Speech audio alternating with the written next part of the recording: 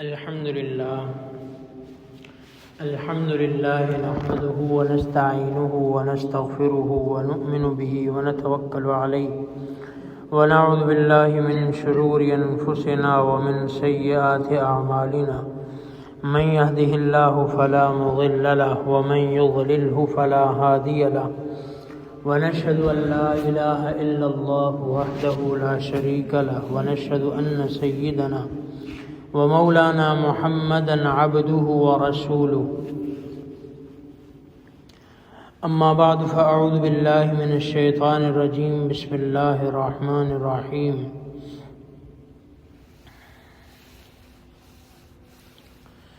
في صحف مكرمة مرفوعة مطهرة بأيدي سفرة كرام بررة وقال تعالى محمد رسول الله والذين معه أشداء على الكفار رحماء بينهم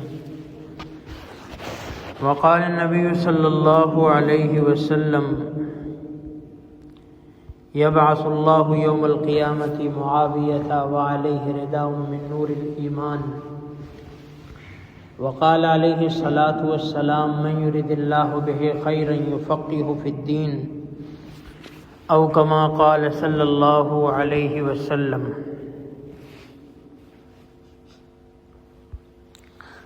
صدق الله مولانا العظيم وصدق رسوله النبي الكريم الأمين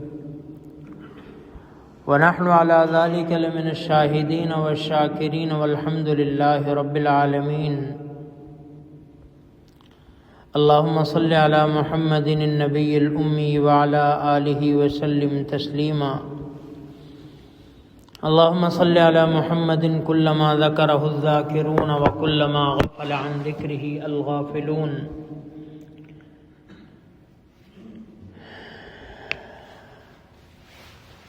اللهم رب اشرح لي صدري ويسر لي أمري واحلل عقدة من لساني يفقهوا قولي اللهم رب زدني علما اللهم رب زدني علما اللهم رب زدني علما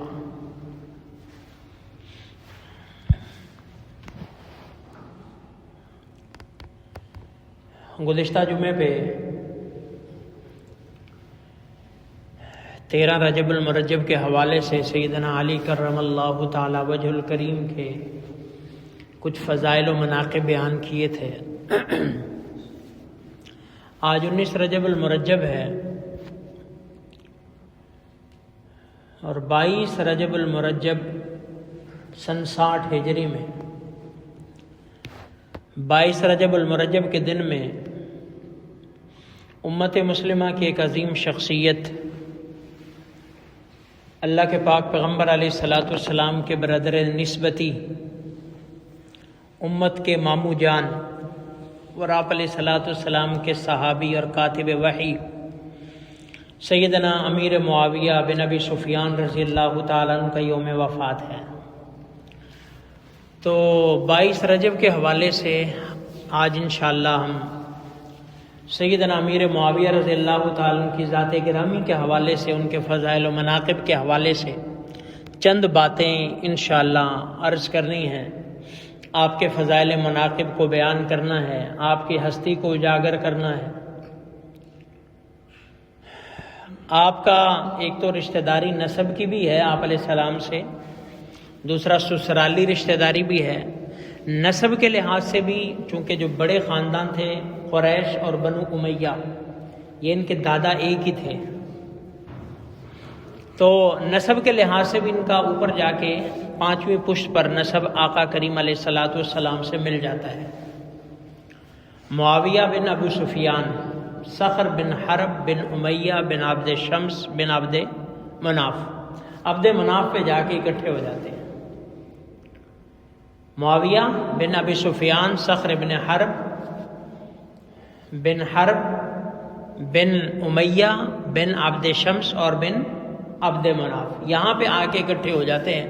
اللہ کے پاک پیغمبر علیہ الصلاۃ والسلام کا بھی نسب ایسے ہی ہے، محمد بن عبداللہ بن عبد المطلب بن عبد مناف بن ہاشم بن عبد مناف بن قصی، یہاں پہ جو ہے وہ بن عبد مناف پہ آ کے مل جاتا ہے نسب۔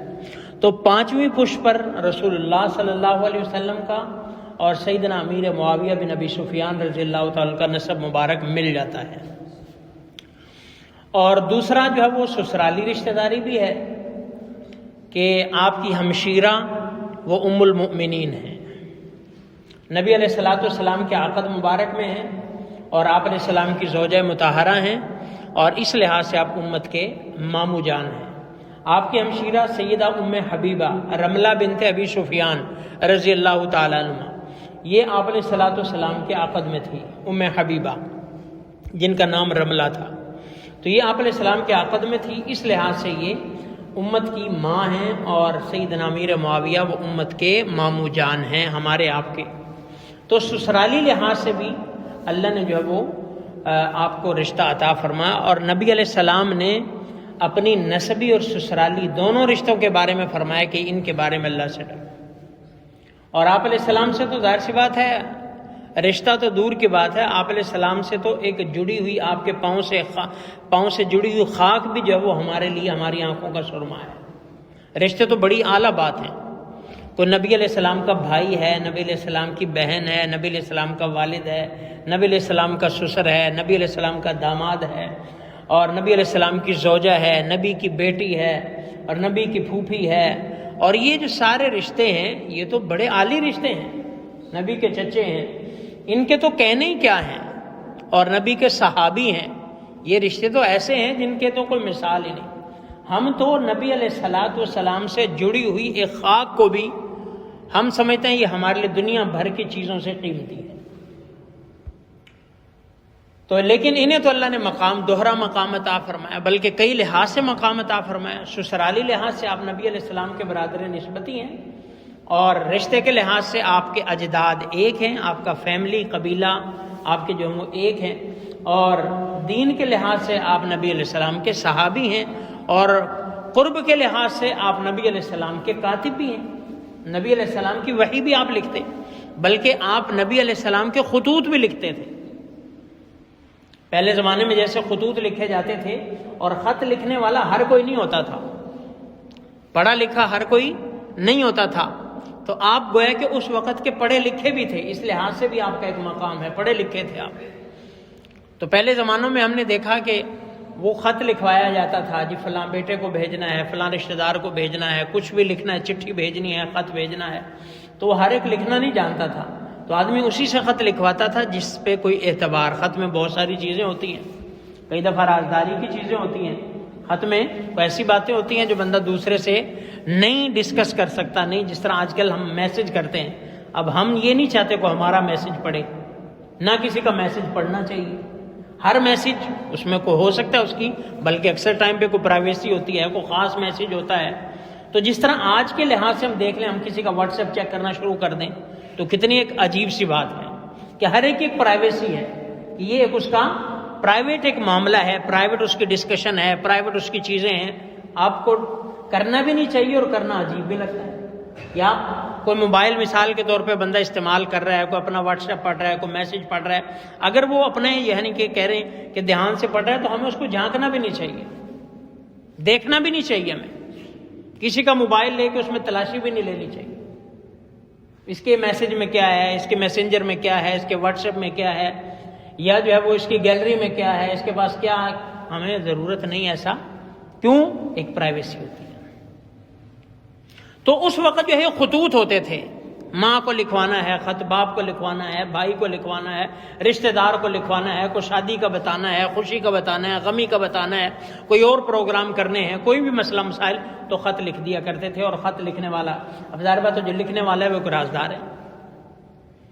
تو آپ علیہ السلام کے پرسنل جو خطوط تھے وہ بھی سیدنا امیر معاویہ لکھتے تھے، اور آپ علیہ السلام کے شاہ ولی اللہ محدث دہلوی رحمۃ اللہ علیہ نے لکھا ہے، آپ کے جتنے بھی کاتبین وحی تھے، بعضوں نے 40-43 تک بھی لکھے ہیں کہ اتنے کاتبین وحی تھے جو وحی لکھا کرتے تھے۔ ظاہر بات ہے قرآن کریم تو ہر جگہ نازل ہوتا تھا، مکے میں اترا، مدینے میں اترا، غزوات میں اترا، جنگوں میں اترا، راستوں میں اترا، ہر جگہ، تو ظاہر بات ہے ایک بندہ تو ساتھ نہیں ہوتا تھا، مختلف اوقات میں مختلف لوگ جو وہ آپ علیہ السلام کے ساتھ ہوتے تھے، جب قرآن اترا وہ لکھ لیا، قرآن اترا لکھ لیا۔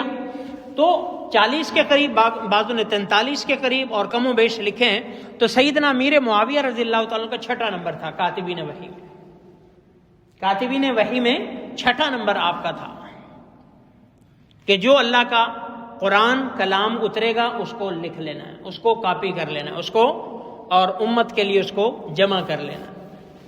تو یہ آپ کی خدمت تھی. تو خیر نسب کے لحاظ سے 5ویں پشت، سسرالی رشتے کے لحاظ سے نبی علیہ السلام کے برادر نسبتی، اور جو شادی شدہ ہیں جن کے سسرال ہیں انہیں پتہ ہے سسرالی رشتے کا مقام کیا ہے، مقام ہے یا برادر نسبتی کا مقام کیا ہے، سسر کا کیا ہے، ساس کا کیا ہے، اپنے ان کے جو سسرالی رشتہ دار ہیں ان کا کیا ہے. تو اس لحاظ سے بھی آپ کا رشتہ تھا، صحابیت کا رشتہ، کتابت وحی کا رشتہ، اور پھر آپ کے ذاتی خطوط لکھنے کا رشتہ. یہ بھی ایک، اسی وجہ سے سیدنا امیر معاویہ رضی اللہ تعالیٰ کو صاحب السر نبی بھی کہا جاتا تھا کہ نبی علیہ السلام کے خاص رازدار ہیں، یعنی کہ بعضی چیزیں جو کانفیڈینشیل ہیں ان کے علاوہ کسی کو نہیں پتہ، یہ رازدار بھی ہیں. رازدار ہر بندہ تو نہیں ہوتا، دوست تو کئی ہوتے ہیں لیکن رازدار ان میں سے بھی کوئی کوئی ہوتا ہے. بعض دوست ایسے ہوتے ہیں ان کو بات بھی نہیں بتائی جاتی کہ یار، عام طور پہ ہم اپنی زبان میں کہہ دیتے ہیں یار یہ ایسا بندہ دوسرے کو بتا دے گا. ہر دوست بھی بہت ہوتے ہیں، ان میں سے جو رازدار ہوتا ہے وہ اکا دکا ہی ہوتا ہے، جسے آپ ساری شیئر کرتے ہیں وہ آپ سے ساری شیئر کرتا ہے. آپ کا سارا کچا چھٹا اس کو پتا ہوتا ہے، اس کا آپ کو پتا ہوتا ہے، یہ اکا دکا ہی ہوتا ہے. تو رازدار جو ہوتے ہیں وہ کوئی کوئی ہوتا ہے. یہ ہمارے لحاظ سے میں کہہ رہا ہوں. تو نبی علیہ السلام کے جو رازدار ہیں صاحب السر نبی، وہ سیدنا امیر معاویہ رضی اللہ عنہ. اور حکومت کے لحاظ سے آپ نے 19 سال تک جو آپ نے حکومت کی، اس سے پہلے حضرت عمر فاروق کے دور میں حضرت عثمان غنی، وہ الگ ہے، وہ تو 40-45 سال بن جاتا ہے. یہ 19 سال جو آپ نے حکومت کی ہے، جسے کہہ لیں آدھی دنیا پہ حکومت، 64,65,000 مربع میل پہ آپ نے حکومت کی ہے 19 برس. اس سے آپ کی فراست، سیاست، تدبر کا اندازہ کر لیں کہ اللہ نے آپ کو کس لحاظ، کس مقام کا جو ہے وہ اللہ نے جو ہے وہ آپ کو پیدا کیا، کس مقام پہ آپ کو اللہ نے جو ہے وہ سرفراز فرمایا. باقی جو نبی علیہ السلام کی زندگی یا نبی علیہ السلام کے ساتھ آپ جڑے، آپ کے بارے میں لکھا جاتا ہے کہ آپ سن 6 ہجری میں صلح حدیبیہ کے موقع پر آپ اسلام لے آئے تھے، لیکن آپ نے اظہار فتح مکہ کے موقع پر کیا. فتح مکہ کے موقع پر ظاہر سی بات ہے حکمتیں ہوتی ہیں. اس وقت جو تھا اسلام کو ظاہر کرنا کوئی معمولی بات نہیں تھی، اسلام کو ظاہر کرنا کوئی معمولی بات نہیں تھی. اسلام کو ظاہر کرنا مطلب اپنے آپ کو، اپنی جان کو جب وہ شہادت کے لیے پیش کرنا. تو خیر وہ حکمت تھی، آپ نے اس وقت اسلام کو ظاہر کیا. اسلام تو اسلام ہی ہے. جب بھی کسی کے تاخیر سے اسلام لانا ہمارے لیے تو ویسے ہی قابل قدر ہے. ان کے ہاں مقام ہوں گے اور ہیں بھی صحیح کہ سیدنا صدیق اکبر پہلے ہے، سابقون الاولون من المہاجرین والانصار والذین اتبعوہم باحسان. بعد میں بھی ایمان لائے تو بھی ان کا بھی ذکر قرآن میں ہے کہ سابقون الاولون ہیں، مہاجرین ہیں، انصار ہیں، اور جنہوں نے ان کو فالو کیا، جو ان کے پیچھے چلے، ان سب کا ذکر کر کے اللہ نے فرمایا رضی اللہ عنہم ورضوا عنہ، ان سب سے اللہ راضی ہے. تو بعد میں ایمان لانا کوئی عیب کی بات نہیں ہے، بعد میں ایمان لانا عیب کی بات نہیں ہے. ہاں مراتب میں فرق آ جاتا ہے، لیکن وہ بھی ہمارے ان کا کمپیریزن یا موازنہ ہم سے نہیں ہوگا، وہ انہی ہستیوں سے ہوگا، ہم سے پھر بھی نہیں ہے. ہم سے تو پھر بھی وہ کہیں سپیریئر ہیں، ہمیں ان کا کمپیریزن کرنا بھی نہیں ہے. وہ ان کے ساتھ معاملہ ہے. وہ ابو بکر سے کم درجے کے ہیں، عمر سے کم درجے کے ہیں، عثمان سے کم درجے کے ہیں، علی سے کم درجے کے ہیں. وہ ان کا معاملہ ہے. ہمارے کو تو سروں کے تاج ہیں، ہمارے سروں کے اوپر ہیں، ہماری آنکھوں پر ہیں، ہماری آنکھیں ان کی راہوں پر ہیں، ہماری جانیں ان کے لیے ہیں. تو بعد میں اسلام لانا بھلے فتح مکہ پر لے آئیں، جب بھی لے آئیں. حضرت ابو سفیان فتح مکہ کے موقع پر لے آئے، ہندا لے آئیں، اسلام لے آئی نا، بات ختم ہوگی. اب ہم ان کے اعمال کو نہیں پرکھیں گے. یہ یاد رکھنا، صحابیت کا مقام پہلے بھی میں کئی دفعہ کر چکا ہوں، یہ اعمال کی بنیاد پر نہیں ہے کہ آپ روزے رکھیں، عبادتیں کریں، نوافل پڑھیں، زکوٰۃ دیں، حج کریں، صدقے کریں، خیرات کریں اور آپ یہ لو جی صحابیت کے درجے پہ آگے نہیں ہو سکتا۔ اب میں اور آپ زور لگا لیں، ہم زور لگا لیں، 24 گھنٹے سجدے میں پڑے رہیں، 24 گھنٹے ہم جب وہ عبادتوں میں رہیں اور ہم پورا سال روزوں سے رہیں، ہم ہر حج کریں، ہم ہر وقت عمرے کریں، ہم پورا مال اللہ کے راستے میں خرچ کر دیں، ہم زور لگا لیں، ہم صحابیت کے مقام کو نہیں پہنچ سکتے۔ جیسے ہی موازنہ آئے گا درجہ کس کا ہوگا؟ صحابی کا۔ ایک بندہ ادھر بیٹھا ہے ہمارے سامنے، ہم کہتے ہیں جی یہ ماشاءاللہ علامہ صاحب ہیں، مولانا صاحب ہیں، مفتی صاحب ہیں اور بڑے فقیہ آدمی ہیں، ڈاکٹر صاحب ہیں اور بڑا ان کا مقام ہے، دین اور دنیا عالی شان اس پر ہیں، بزرگ ہیں، پیر ہیں، مرشد ہیں، ہم رشک بھری نگاہوں سے ان کو دیکھتے رہیں گے۔ لیکن اگر ساتھ میں دوسری طرف یہ کہہ دیں کہ یہ صحابی ہیں تو نظریں ایک دم ادھر آ جائیں گی کہ یہ ساری ڈگریاں نیچے رہ گی، ادھر اونچا چلا گیا۔ تو یہی ہے بس کہ صحابی اعمال کی بنیاد پر تولا ہی نہیں جائے گا، صحابی کو اعمال کی بیس پر ہم تول ہی نہیں سکتے، بات ہی ختم ہے۔ جس طرح نبوت اعمال کی بنیاد پہ تول ہی نہیں سکتی، نبوت کو ہم تول سکتے ہیں کہ یہ اس کے عمل زیادہ ہیں؟ حالانکہ ایسا ہو سکتا ہے کہ کسی کا عملی لحاظ سے، کوانٹٹی کے لحاظ سے کسی نے نبی سے زیادہ نفل پڑھ لیے ہوں، کوانٹٹی کے لحاظ سے کسی نے نبی سے زیادہ حج کر لیے ہوں، اور ہیں ہمارے دیکھے ہوئے لوگ ہیں جنہوں نے 50 60 حج کیے ہوئے ہیں۔ نبی علیہ السلام نے تو کل 1 حج کیا ہے، لیکن ہم برابر کر سکتے ہیں؟ کبھی بھی نہیں۔ کیوں؟ کہ یہاں پہ اعمال کا مسئلہ ہی نہیں ہے، تو نبی کو ہم اعمال سے تول ہی نہیں سکتے، نہ صحابی کو نہ نبی کو، یہاں اعمال کا چکر ہی نہیں۔ تو اس لیے بھلے ہم 100 حج بھی کر لیں، نبی کی شان کے کبھی بھی نہیں، اسی طرح صحابی کی بھی شان کے برابر۔ تو اس لیے ہم اعمال کی بنیاد پر کسی صحابی کو نہیں تولیں گے، نبی اعمال کی بنیاد پر۔ ہو سکتا ہے کوئی بندہ دن میں 100 نفل پڑھ لے، وقت کے نبی نے 2 ہی پڑھے ہوں، تو برابر ہی کر سکتا ہے، پھر بھی کبھی بھی نہیں، کبھی بھی نہیں۔ تو یہی صحابیت ہے کہ وہاں اعمال کی بنیاد پر کمپیریزن ہے ہی نہیں ہے کہ اس نے بعد میں عمل کیا، اس نے کم کیا، اس نے یہ کیا، ان کی جنگیں ہوئیں، ان کے لڑائیاں ہوئیں، عمل کا تو چکر ہی کوئی نہیں ہے۔ عمل ہوا، لڑائی ہوئی، جنگیں ہوئی، ختم ہو گئی، اللہ نے پھر بھی پروانے دے دیے۔ صحابیت ایک ایسی چیز ہے جس کا کسی عمل سے کوئی کمپیریزن ہے نہیں، تو اس لیے ہم ان کے عملوں کی وجہ سے ان کا مقام نہیں کم کر سکتے۔ سیدنا امیر معاویہ رضی اللہ عنہ کی شان میں جو کمیاں بیان کی جاتی ہیں اور جو ان پر تہمتیں لگائی جاتی ہیں اور جو ان کو مظلوم بیچاروں کے ساتھ جو سلوک ہوتا ہے، ایک جو کہہ لیں کہ ایک طبقہ ہے ان کے ساتھ کرتا ہے، تو ہمارا ان سے کوئی تعلق نہیں ہے۔ ہم تو قرآن کے اور پیارے پیغمبر کے فرمان کے پابند ہیں۔ وہ تو یہ بھی کہتے ہیں کہ حضرت امیر معاویہ کے بارے میں کوئی فضیلت ہے ہی نہیں ہے، کوئی ثابت ہی نہیں ہے، بنو امیہ نے گھڑ لی ہیں، فلاں نے گھڑ لی ہیں، وہ تو یہ بھی کہتے ہیں، تو ہم کیا مان لیں گے؟ نہیں۔ ہمیں جو پیارے پیغمبر فرما رہے ہیں، ہم پیارے پیغمبر کو مانیں گے کہ ان منوسوں کو مانیں گے؟ ہم قرآن کو مانیں گے یا ان کی تاریخوں کو دیکھیں گے کہ فلاں تاریخ والے نے تو یہ لکھا ہے امیر معاویہ کے بارے میں، تاریخ طبری والے نے یہ لکھا ہے، توسی نے یہ لکھا ہے، فلاں نے یہ لکھا ہے، ہم ان کو مانیں گے یا قرآن کو مانیں گے؟ ہمارا کمپیئر کرنے کا کوئی سینس بنتا ہے، اس کے مطابق ہمیں جو پیارے پیغمبر نے قرآن دیا ہے، ہاں اس کا کمپیریزن لاؤ، کوئی ہے نہیں ہے تو پھر ردی کی ٹوکری ہے۔ جو تاریخ کہے، جو کتاب کہے، جو مصنف کہے، ایون جو محدث کہے، اگر وہ صحابی کی شان میں کچھ لکھتا ہے تو ٹھیک ہے، قبول ہے، اگر ناقد ہے، تنقید کرتا ہے، تو ہماری طرف سے ردی کی ٹوکری میں جائے، ہمیں اس کی کوئی پرواہ نہیں۔ ہم صحابی کو قرآن کے آئینے میں تولتے ہیں، ہم صحابی کو اس کے مقام کے آئینے میں تولتے ہیں، ہم اعمال پہ اور تاریخوں پہ تولتے ہی نہیں، ہمیں تولنے کی ضرورت ہے۔ اگر بالفرض نہیں بھی ہیں، 1 منٹ کے لیے مان لیں کہ امیر معاویہ کے متعلق حدیثیں تو ہیں، میں ابھی سناتا ہوں انشاءاللہ آپ کو، حدیثیں ہیں تو ہیں، لیکن ایک طبقہ جو کہتا ہے امیر معاویہ کے بارے میں حدیثیں نہیں ہیں، 1 منٹ کے لیے مان لیں تو اس سے مقام ختم ہو گیا ان کا۔ ہمیں موسیٰ علیہ السلام کی فضیلت ملتی ہے، ابراہیم علیہ السلام کی ملتی ہے، یعقوب علیہ السلام کی ملتی ہے، یا چند ایک مشہور پیغمبر ہیں جن کی ہمیں، اسماعیل علیہ السلام ہے، چند ایک جن کا قرآن میں ذکر ہے، کوئی 26 کے قریب انبیاء کا کم و بیش، باقی جن کی فضیلتیں نہیں مل رہی انکار کر دیں پھر؟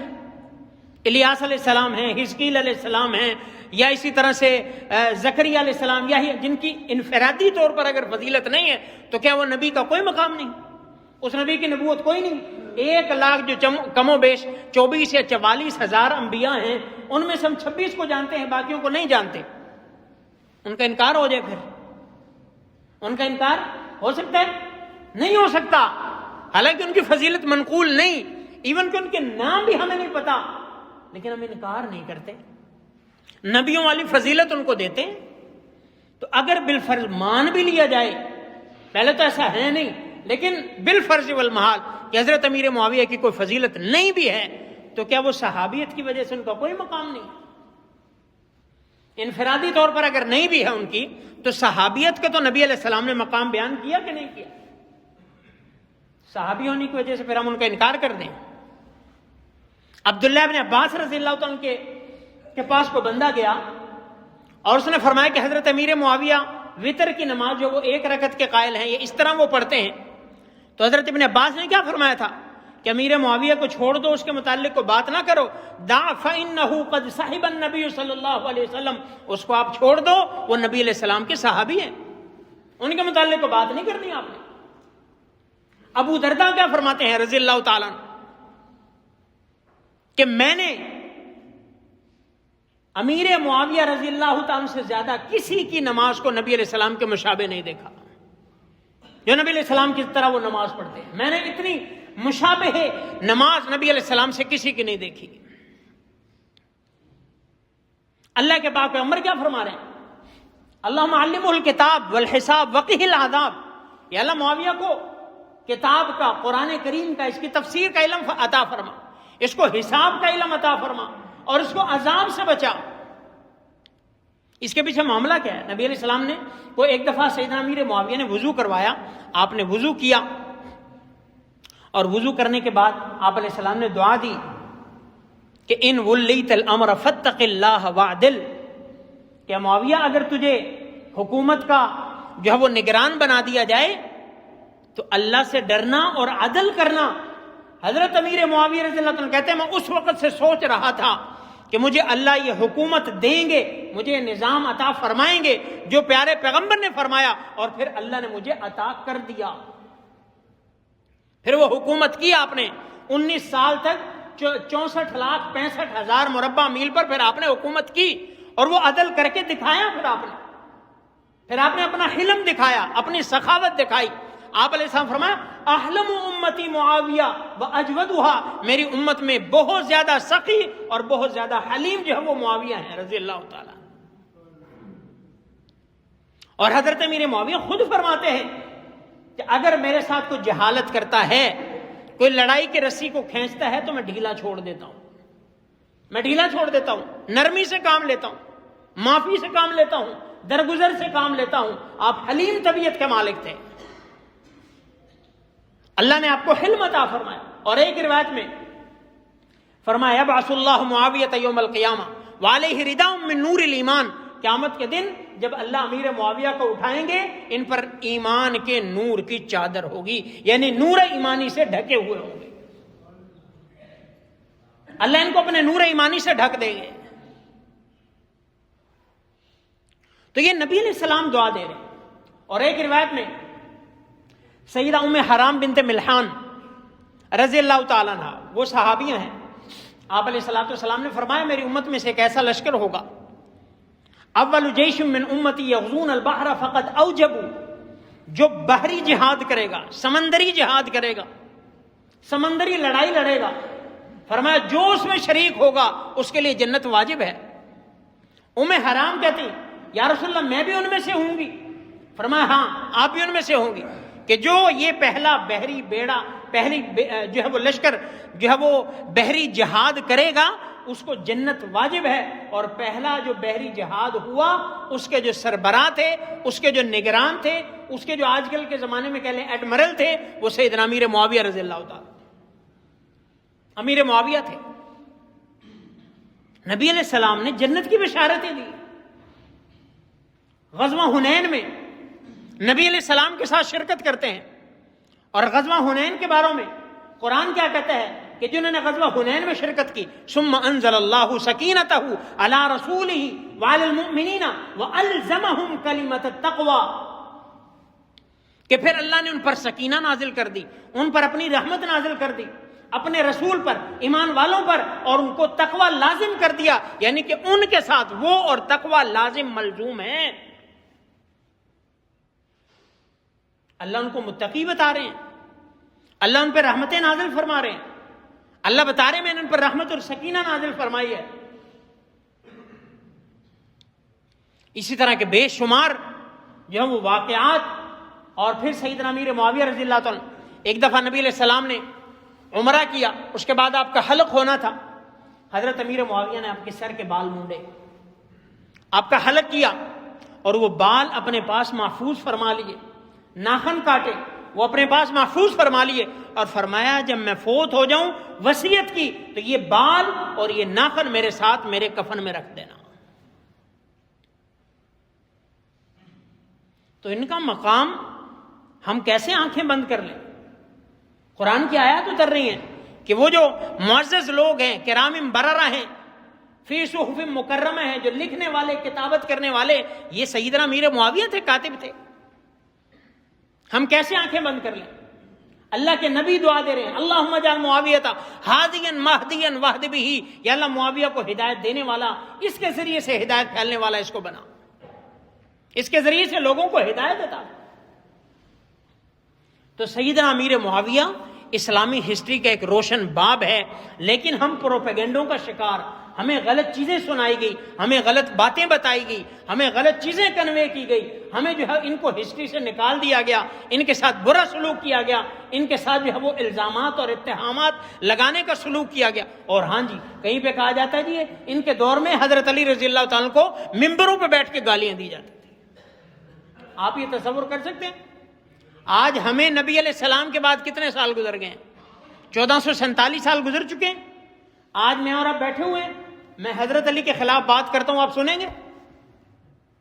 1450 سال بعد ہم بیٹھے ہوئے ہیں. ہمارے ایمان کا لیول آپ دیکھ سکتے ہیں, ان کا کہاں تھا, ہمارا کہاں پہ ہے. ہماری نمازیں, ہمارے حج, ہمارے اعمال, حلال و حرام کی تمیز, جھوٹ سچ کی تمیز, اور یہ ساری چیزیں, حیا بے حیائی کی چیزیں, اس زمانے اور آج کے زمانے میں کمپیئر کریں, فرق معلوم ہوتا ہے کہ ہم کہاں کھڑے ہیں اور وہ کہاں تھے. آج اگر میں معاذ اللہ سیدنا علی کے خلاف باتیں کروں گا, کوئی برداشت کرے گا؟ یہاں پہ تلواریں نہیں نکلیں گی, یہاں پہ لڑائیاں نہیں ہوں گی, یہاں پہ گردنیں نہیں کٹیں گی کہ ہم حضرت علی کے خلاف بات نہیں سن سکتے. تو 1450 سال پہلے جو ممبر پر بیٹھنے والا بیان کرتا تھا اور سامنے والے بیٹھتے تھے, وہ نبی پر ایمان نہیں رکھتے تھے, وہ کلمہ نہیں پڑھتے تھے, وہ سن لیتے تھے گالیاں. حضرت علی کو گالیاں ہو رہی ہیں اور سن رہے ہیں وہ. یہ ایک تہمت ہے, تہمت.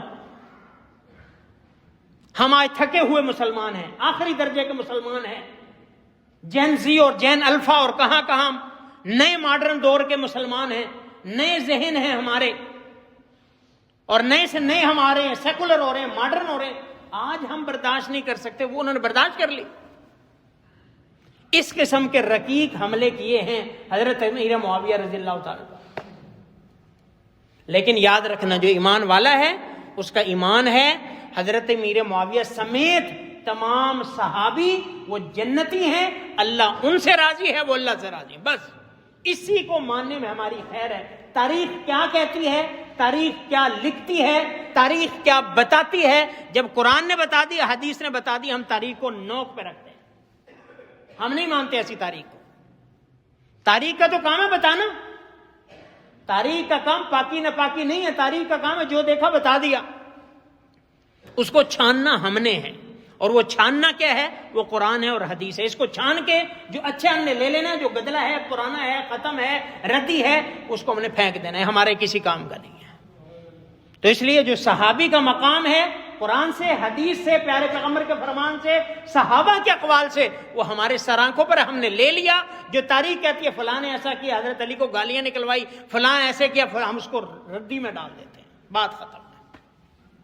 تو اس لیے جو ایمان والا ہے کبھی بھی کسی پروپیگنڈے کا شکار نہ ہونا، کبھی کو وسوسہ ڈالے علماء سے رابطہ کر لینا، لیکن کبھی کسی صحابی کے بارے میں بدگمان نہ ہونا، ایمان ختم ہو جائے گا، کچھ نہیں بچے گا، پہلے ہمارے پلے کچھ نہیں۔ اور ساتھ میں یہ بھی بات عرض کرتا چلوں، 22 رجب کے حوالے سے ہر سال ہی ہوتی ہے، یہ کنڈے شنڈے حضرت امیر معاویہ کی وفات پر ایک پروپیگنڈا کیا جاتا ہے، پہلے چھپ کر ہوتے تھے، اب اعلانیہ طور پر سارے کر رہے ہیں، اہل سنت بھی کر رہے ہیں، تشیع بھی کر رہے ہیں، سارے کر رہے ہیں، جو کرتا ہے کرے، لیکن کم از کم ہمارے مسلمان تو ایسا نہ کریں۔ یہ کنڈے شنڈے ہمارے دین کا حصہ نہیں ہے، آپ کی مہربانی ہے نہ کیا کریں۔ آپ نے کنڈے شنڈے حلوے شلوے کھانے آگے دنوں میں کھا لیا کریں، ضروری مشکوک دنوں میں کھانے، جب ایک دن مشکوک ہے ہم اس کو چھوڑ دیں۔ آپ نے حلوے کھیریں پکانی ہیں، پکائیں، کھائیں، کھلائیں، جو آپ کرتے دل کرتا ہے کریں، لیکن ایسا دن جس کا نسبت ہے اس دن کی طرف کہ 22 رجب سیدنا امیر معاویہ کی وفات ہے، اور اس دن یہ ایک طبقہ ہے جو امیر معاویہ کو ٹھیک نہیں سمجھتا، وہ خوشی میں کرتے ہیں، تو ہم پیچھے ہٹتے ہیں۔ اس کا دین سے کوئی تعلق نہیں ہے۔ دین تو ایک اوبیس چیز ہے، واضح چیز ہے، قرآن اور حدیث کا دین ہے۔ ہم نے کیوں ایسی چیزوں کو پکڑنا ہے جن کا لفظ بھی جو وہ عربی سے نہیں ملتا؟ کنڈے کوئی عربی کا لفظ ہے، پنجابی لفظ ہے، تو اسے پتہ نہیں چلتا، ہم نے خود ہی گھڑے ہوئے۔ تو ان کنڈوں شنڈوں سے آپ کی مہربانی ہے، میری آپ سے گزارش ہے کہ ان بری چیزوں سے رکیں، بچیں، اپنے آپ کو بچائیں۔ کم از کم ہم کر نہیں سکتے تو بری چیزوں سے بچ تو سکتے ہیں۔ ہم نے صحابہ کو دیکھا نہیں ہے، کم از کم جو چیز ان کی عزت پہ اچھل رہی ہے اس کو تو ہم روک سکتے ہیں نا۔ اتنا تو ہم کر سکتے ہیں کہ کھانے سے، ایسے کھانوں سے رک جائیں، ایسی رسموں سے رک جائیں۔ تو اس لیے 22 رجب کے کنڈے شنڈے ہوں، ان سے آپ کوشش کریں، اوائڈ کریں، ان کا دین سے کوئی تعلق نہیں۔ ویسے پورا سال آپ کھائیں، پکائیں، کھیریں، جو بھی آپ کا دل کرتا ہے گھر میں کھائیں، بچوں کو کھلائیں، اچھی بات ہے، اللہ نے وسعت دی ہے، اچھے سے اچھا کھلائیں، مہنگے سے مہنگا کھلائیں، اس سے کوئی نہیں روکتا، لیکن جس کی نسبت صحابی کی وفات کی طرف ہے اور اس کے ایک استحضاء کی طرف، اس سے اپنے آپ کو بچائیں، بس یہی ہے۔ تو اللہ رب العزت سے دعا ہے اللہ ہمیں صحابہ کی عزت احترام کرنے کی توفیق عطا فرمائے۔